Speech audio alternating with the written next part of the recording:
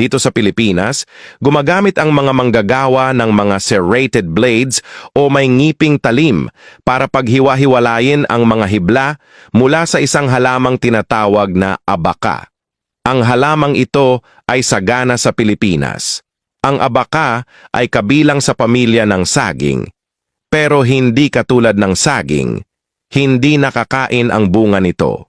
Ang halaga nito sa ekonomiya ay nasa mga hiblang nakukuha mula sa katawan ng puno na umaabot ng hanggang 3 metro ang haba. Ang abaka ay unang in-export mula sa Maynila kaya tinawag itong Manila hemp sa kalakalan. Ang Pilipinas ang pinakamalaking tagapag-export ng mahahabang hibla ng Manila hemp sa buong mundo. Ang Manila hemp ay isang dekalidad at matibay na hibla na kilala sa lakas, tibay at resistensya sa alat at tubig.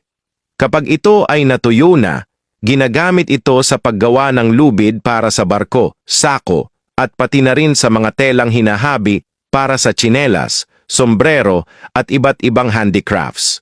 Bukod dito, magandang materyales din ang Manila hemp para sa paggawa ng dekalidad na papel. Sa katunayan, maraming bansa ang naghahalo ng Manila hemp sa ibang materyales para gumawa ng pera o banknotes. Alam mo ba? Ang US dollar bills ay merong 20% na abaka fiber sa kanilang komposisyon. Astig, di ba? Ito na siguro ang pinaka-unique na hagdan at paraan ng paggawa nito. Gumastos ang may-ari ng bahay ng 200 para kumuha ng top-tier na construction team upang gumawa ng kakaibang hagdan. Nagsimula ang mga trabahador sa pagmarka ng outline ng hagdan. Sinundan nila ng maingat ang mga planadong guhit. Ang prosesong ito ay nangangailangan ng mataas na antas ng kasanayan at parang may 100 taon na karanasan para magawa ng perpekto ang hagdan. Gumamit sila ng mga measuring tools para masigurong pantay at leveled ang bawat baitang. Matapos nito, ginawa nila ang hulmahan ng hagdan. Naglatag sila ng plastic film para mas mapadali ang susunod na hakbang. Sumunod, inayos nila ang mga bakal na pampatibay, steel reinforcement bars, sa bawat baitang ng hagdan.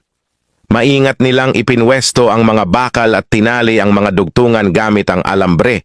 Pagkatapos mapagsama-sama ang mga bakal, pinalibutan na nila ito ng mga kahoy na tabla. Doon na sila nagsimulang magbuhos ng halo ng semento. Matapos ang pagbuhos, gumamit sila ng makina para matanggal ang mga bula ng hangin sa loob. Nang maging pantay na ang ibabaw, hinayaang tumigas ang semento. Pagkatapos tumigas, tinanggal na nila ang mga kahoy na hulmahan. Sa huli, nilinis nila ang buong hagdan. Tapos na ang matibay at magandang hagdan na ayon sa mga trabahador, maaaring tumagal ng hanggang 100 taon na walang sira. Ano sa tingin mo? Astig, di ba?